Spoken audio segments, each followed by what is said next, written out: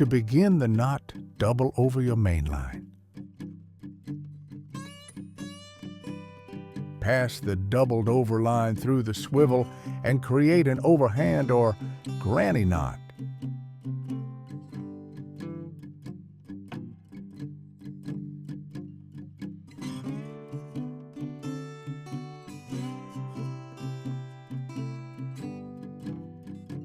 Pass the swivel through the doubled over tag end. Lubricate and pull tight. Trim the tag end.